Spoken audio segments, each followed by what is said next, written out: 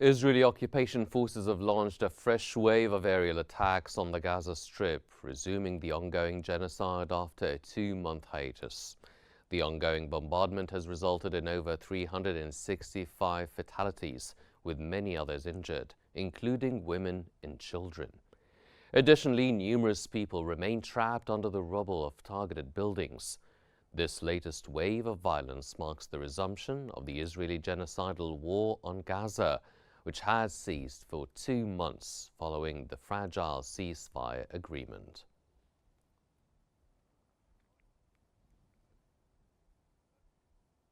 The Palestinian Foreign Ministry has stated that the Israeli occupation's aggression represents an official Israeli escape from the obligations of the Gaza Agreement. It called for urgent international intervention to halt the genocide and displacement of the people in Gaza. The ministry emphasized that most victims of the Israeli airstrikes are children, women, and the elderly. Furthermore, they asserted that political solutions are essential for achieving calm, ending aggression, and resolving the conflict.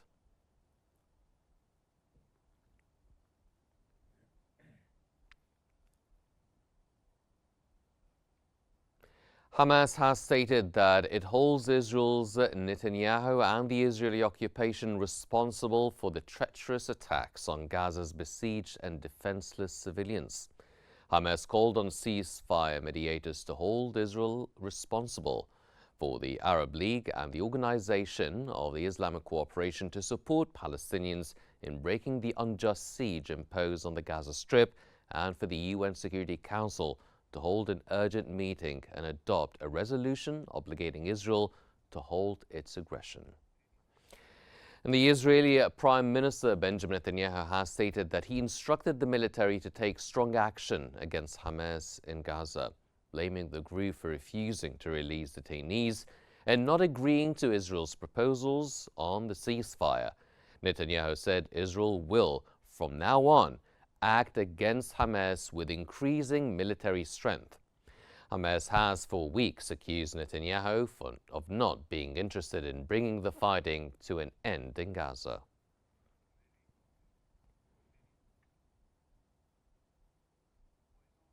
The Israeli Prime Minister's office has stated that Israel has resumed military operations in Gaza after Hamas rejected a U.S. proposal to extend the ceasefire. According to a report by Axios website, Israel and Hamas have been engaged in mediated negotiations after Israel refused to enter into the second phase of the ceasefire agreement, which was meant to begin following the first phase, which lasted for 6 weeks.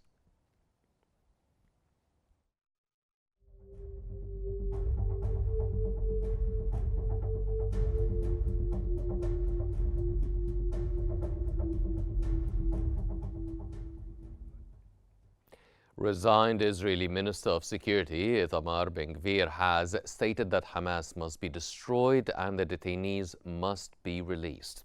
This comes as Israeli Prime Minister Benjamin Netanyahu's office announced that attacks on Hamas will intensify over time. An Israeli media report citing security officials noted that the operation aims to pressure Hamas and secure the release of detainees. Additionally, Israeli Democrats leader Yair Golan asserted that efforts should focus on rescuing the detainees and soldiers from Netanyahu's control. And Israeli media has reported that the country's defense minister Israel Katz has stated that the gates of hell will be opened on Gaza if Hamas does not release all the detainees still held in the Palestinian territory. The minister is reported to have said Israel will unleash forces on Hamas that they have never known before. An Israeli finance minister, Bezalel Smotrich, has stated that the military operation in Gaza is progressing gradually. Smotrich added that the planning for this operation took place over the past weeks since the new chief of staff took office. He emphasized that the operation in Gaza will differ from previous efforts and that a strong mobilization is necessary. Smotrich also mentioned that he remains in the government despite opposing the deal, and they are more determined than ever to destroy Hamas. Israel's ambassador to the UN has defended the brutal airstrikes on Gaza in a post on X ahead of an upcoming Security Council meeting. In a video, he said Israel will not stop until all of its detainees are back in Israel.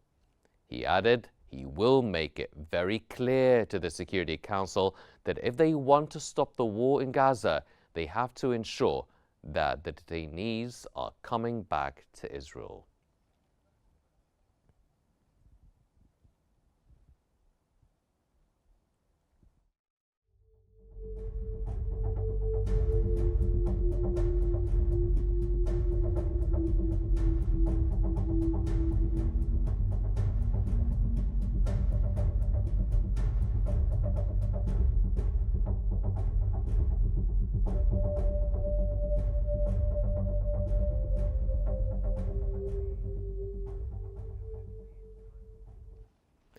White House Press Secretary Karoline Leavitt has announced that Israel consulted with President Trump prior to initiating their latest attack on Gaza.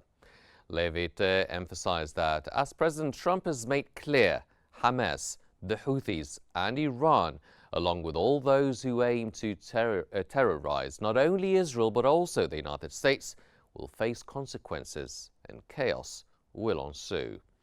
She further stated that the Houthis, Hezbollah, Hamas and Iran should take President Trump seriously when he asserts his commitment to defending law-abiding citizens and standing up for the U.S. and its ally Israel. The Palestinian Islamic Jihad movement has accused Israel of continuing its war of extermination against Gaza amid deliberately sabotaging all efforts to reach a ceasefire. The PIJ asserted that the renewed attacks by Netanyahu and his government will not grant Israel superiority over the resistance, neither on the ground nor in negotiations. The group emphasized that what Netanyahu and his army failed to accomplish in 15 months of crimes and bloodshed will not be achieved again.